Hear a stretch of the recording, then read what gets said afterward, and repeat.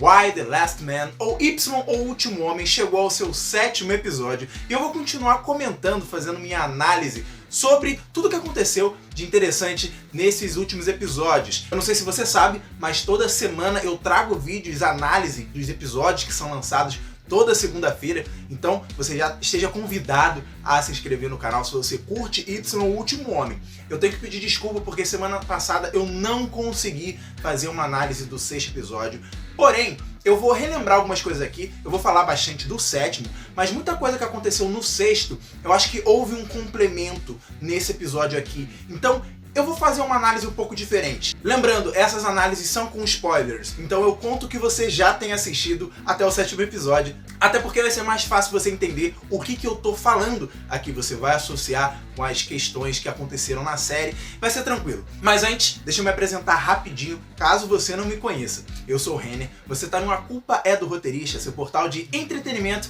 e informação sobre a cultura pop e geek. Aqui eu tô sempre trazendo análises, como eu falei, da série Y The Last Man, além de várias outras novidades do Star Plus, que é onde a série está sendo lançada aqui no Brasil. E é claro que eu falo sobre os lançamentos de outros serviços de streaming também. Netflix, praticamente toda semana eu trago uma novidade na Netflix, uma crítica, uma análise, uma notícia relevante da cultura pop. Mas eu falo sobre o HBO Max também, por exemplo, vai ter aí a DC Fandom essa semana. Então, galera, aqui é um canal de cultura pop, cultura geek. E se você gosta desse tipo de conteúdo, e eu sei que você gosta, não deixa de se inscrever no canal. Quero muito chegar a 1000 inscritos até o final do ano e eu conto com você, tá bom? Dito isso, vamos voltar a falar sobre Y, o Último Homem. Eu tô gostando muito do ritmo da série nesse momento. Nesses 2 últimos episódios, principalmente, a gente tem explorado um pouco mais o mundo, né? O mundo sem homens. A gente começa ali em Washington, onde temos ali a Jennifer Brown, que é mãe do Yorick, que é o último homem. E enquanto a gente acompanha a Agente 355 na jornada dela com o Yorick, até encontrar a Allison Mann, que eles encontram ela, né? E agora eles estão atravessando o país, indo para São Francisco. A gente vai vendo mais desse mundo destruído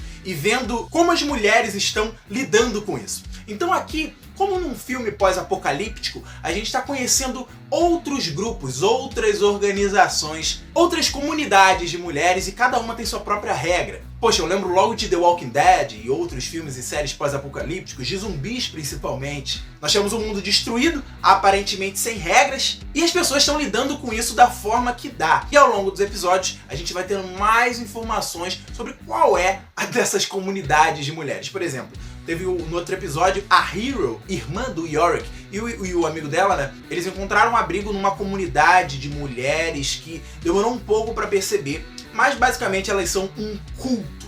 É uma organização de mulheres que estão gostando do mundo sem homens. Porque quando eles morreram, elas não tinham o luto, porque o trauma que elas tiveram com homens na vida delas foi muito maior. Elas foram abusadas, foram menosprezadas, foram maltratadas por homens a vida inteira. Então, aquela organização específica que tem cerimônias, enfim, é uma parada bem sinistra. Elas estão curtindo, e elas têm essa ideologia, né? A líder delas fala aqui sobre elas se imporem, não pedirem permissão, chegar e fazer o que elas querem fazer. Mas de qualquer forma, querendo ou não, elas são bem extremistas sim e bem violentas.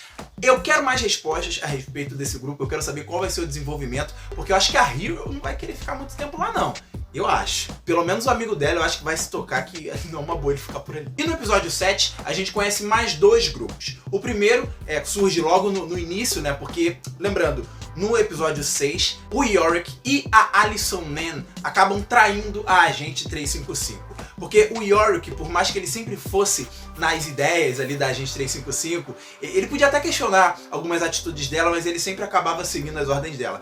A Allison Mann vem com outro pensamento, uma outra dinâmica. Ela desconfia muito mais da Agente 355 e com razão, eu não vou tirar a razão dela não. Mas ela acaba botando essa ideia na mente do Yorick e os dois acabam fugindo, só que num momento muito específico, quando agentes da Casa Branca estavam para atacar. A própria Agente 355 estava preparada para proteger eles ali, eles se esconderam numa igreja. Só que eles fugiram justamente nesse momento, acabou não adiantando. O Yorick e a Allison, né, acabaram ficando cercados na floresta e foram salvos pela Agente 355, mas ela ficou chateada, ficou magoada, houve uma tensão ali no grupo. E o episódio 7 começa com os 3 ali na estrada, a Agente 355 já meio bastante cansada com tudo aquilo. Ela acaba batendo o carro e eles são encontrados por um grupo de prisioneiras. Bom, pelo menos elas eram prisioneiras. Eles descobrem isso porque eles são levados a uma prisão feminina. Eles acabam descobrindo que todas elas eram prisioneiras, mas elas se organizaram numa comunidade aparentemente muito amigável. Bem mais amigável do que todos os outros grupos que estão surgindo na série. Inclusive da galera da Casa Branca, já chego lá. É claro, no início elas prendem a Alyson e a Agente 355 numa cela, porque elas acham que elas estavam fazendo o Yorick de refém, porque ele estava tentando mostrar um truque pra Alyson de escapismo, ele estava com as mãos atadas, enfim. Mas no fim das contas elas entendem a situação e, mais importante ainda, elas sabem que ele é um homem cisgênero, elas entendem logo de cara que ele tem o cromossomo Y, e isso não surpreende muito elas não, elas ficam meio na dúvida assim, mas deixa eles livres. Inclusive elas falam, se vocês quiserem fugir, vocês podem ir, a gente até ajuda vocês, mas seria bom vocês ficarem, vocês vão ter ajuda. Isso eu achei muito bacana. Eu quero ver um pouco mais porque logo as prisioneiras, elas têm esse pensamento mais de comunidade, elas falam muito sobre trabalho em equipe, sobre ajudar, enfim, é por isso que elas têm inclusive energia e outros recursos que boa parte da população não tá tendo. Agora, uma personagem que finalmente apareceu agora no episódio 7 foi a Beth. Sim, a namorada ou ex-namorada do Yorick. Ele tava procurando ela desde o início da série, finalmente ela apareceu, foi fazer uma visitinha pra sogra, que é a presidente dos Estados Unidos, aparentemente só pra, sinto falta do seu filho, do Yorick e tal. Fica lá um tempo, mas no fim a gente descobre que ela estava espionando a Casa Branca. Aparentemente, ela faz parte de um grupo que quer desmantelar o governo. Ela fala que eles têm a estrutura e tudo mais, eles têm energia, água e tudo, mas que isso pode ser facilmente destruído, pode acabar com isso rápido. Ela entra num furgão quando ela sai, com um grupo de pessoas que a gente ainda não conhece, e aparentemente são um grupo que quer, governo, vocês não estão fazendo a parada direito, a população precisa de ajuda e vocês não estão fazendo nada, então a gente vai tomar. Aí, vai tomar a Casa Branca, sei lá. Não sei se é a Casa Branca ou o Pentágono, é um dos dois. Agora vamos falar um pouquinho da tensão que tá rolando na Casa Branca. A Jennifer Brown, presidente dos Estados Unidos, tá a todo tempo tentando esconder o fato de que o filho dela, aparentemente, é o único ser humano com o cromossomo Y que sobreviveu na face da Terra. Só que isso é muito difícil, porque a Agente 355, ele e a Alyson, acabam chamando bastante atenção. Mas é bem difícil pra ela esconder, principalmente quando a Kimberly, né, que era a filha do falecido presidente, está a todo tempo farejando essa mentira. Ela que tem esse ar conspiratório, se juntou com a Regina Oliver, que era para ela ser a presidente. Ela era a primeira mulher na linha de sucessão à presidência. Elas acharam que ela estava morta, ela acabou não assumindo o cargo, mas quando ela volta para a Casa Branca,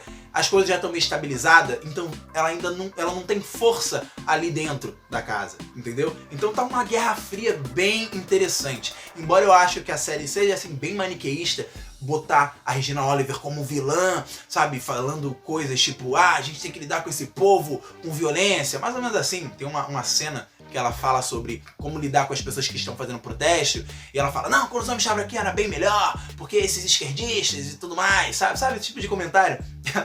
Ela não fala esquerdista, é democrata, republicano, mas enfim, dá pra ver que o tom é esse, e eu acho que a Regina Oliver poderia ser um pouco mais profunda, dava pra ela ser a vilã, mas ela teria que ter um pouco mais de profundidade, dá pra ter mais camadas, inclusive. Eu acho que seria mais interessante do que simplesmente vilanificar o lado dela. Não que eu concorde com ela, tá? Mas eu acho que ela podia ter um pouco mais de camadas. A Jennifer Brown tem mais camadas, inclusive. Por mais que a gente tenda a torcer por ela, a série se esforça pra gente torcer por ela, né? Óbvio. Ainda assim, a gente não pode negar que o fato dela estar escondendo a existência do filho dela, o único homem com um cromossomo Y na face da Terra, está vivo, sabe? E isso gera problemas e ela já vai começar a sofrer as consequências disso. Esse episódio, inclusive, termina de uma forma bem dramática. A mãe da Kimberly se mata depois que elas descobrem, elas não têm provas, mas elas descobrem que o Yorick tá vivo e que a presidente está acobertando. E enquanto a Kimberly e a Regina estavam tentando esquematizar tudo, a própria mãe da Kimberly confronta a Jennifer Brown e depois acaba se matando. O episódio termina assim, é bem pesado. E eu quero saber pra onde a série tá indo, como vai ser o desfecho, esses últimos episódios. Semana que vem a gente vai pro episódio 8. A série vai ter 10 episódios nessa temporada. Eu quero saber o que eles estão tramando. Lembrando, eu vou estar trazendo análise dos próximos episódios, 8, 9, 10. No episódio 10 eu vou fazer minha análise geral da série, das minhas considerações de tudo que eu achei de bom e de ruim de Y ou Último Homem. E agora me diz você, o que você tá achando da série até aqui? Você gosta do Yorick? Eu tenho alguns problemas com o Yorick, eu já falei isso em outros vídeos e vou voltar a falar no futuro. Mas por enquanto, me conta aí o que você achou do episódio 7. Dito isso, eu agradeço por você ter assistido até aqui. Clique em um desses vídeos sobre o Star Plus, sobre o Y ou o Último Homem, e a gente se vê no próximo vídeo, tá bom? Muito obrigado e até a próxima.